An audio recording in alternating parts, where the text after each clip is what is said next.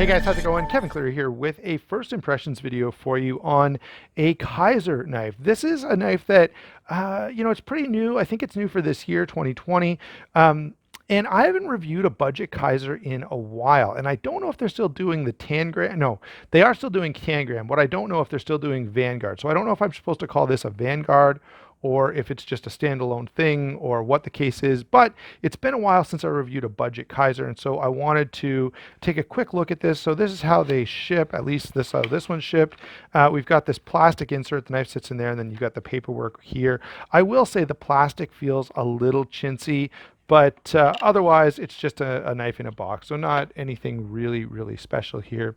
The knife, though, is a little bit interesting to me, at least to me. Maybe some of you guys go, come on, Kevin, it's just another liner lock flipper from China. There's so many of them. One, I really like this design. I especially like the blade shape. And, I probably, 80% of the reason I got this is probably this blade. It was just something that I was really, really curious about. I like the shape of it an awful lot. I like the overall design of the knife. And I also like that this is N690, which is pretty good. I think this is like 68 bucks. And by the way, this did come from White Mountain Knives. And when I checked before recording, they still had some in stock. So you can save yourself 10% and pick one up using my discount code SHARPSTUFF, which also happens to be right there. So I picked this up because I like the design. I liked the steel for the price point. And this is, N690 is a good steel, and I think this is an appropriate use of it. Sometimes you see it on these really expensive knives, and I think it just doesn't make sense.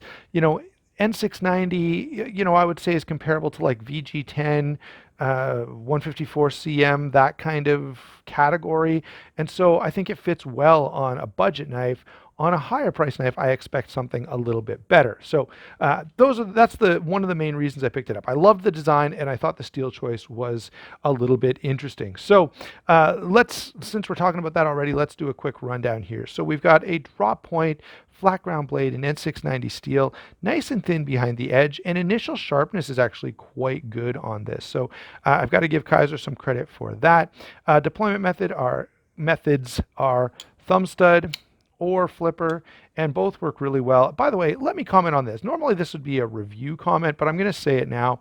The way you use a flipper, this is meant to be light switched, and it's sort of shaped like a light switch. Your finger goes here, and it just feels really, really natural and right.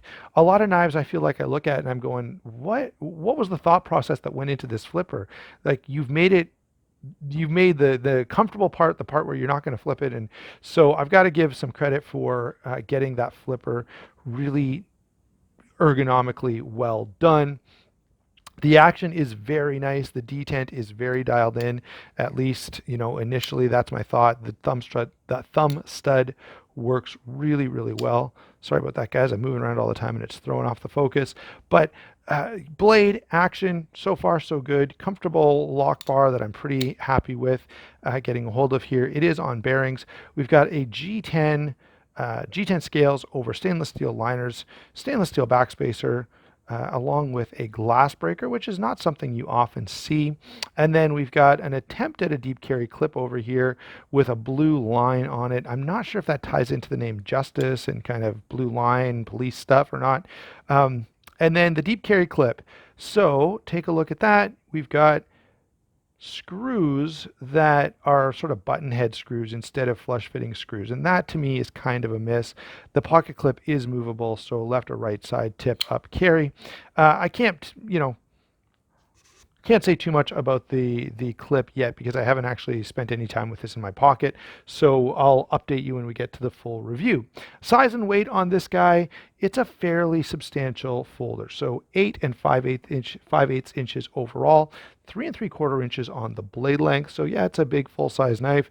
4 13/16 on the handle. So coming in, just a little over 3 3/4 inches.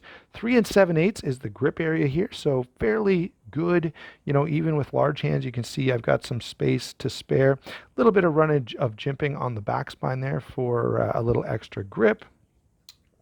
And for a knife of this size, I'm not going to complain at all about the weight, which is only 4.9 ounces. My initial thoughts is I find this to be a pretty attractive knife. I like the color, I like the blade shape, I like the grind. It feels pretty good in hand. So, if you're a large EDC type of guy, the way I am, this could be a pretty compelling knife for you. Plus, it's offering that N690 steel, which I feel like a bit of a step up from all of the D2 liner lock bearing flippers out of China. So it does differentiate itself, I think, a little bit from the crowd, which is another one of the reasons that I was interested in checking it out. Yeah, so my first impression seems like a capable folder that's a nice combination of size and weight and comfort and price point. So there you go. Thanks for watching. Don't forget to like and subscribe. Again, don't forget to check out White Mountain Knives, where you can save yourself a little bit of money on this, and we will talk to you soon.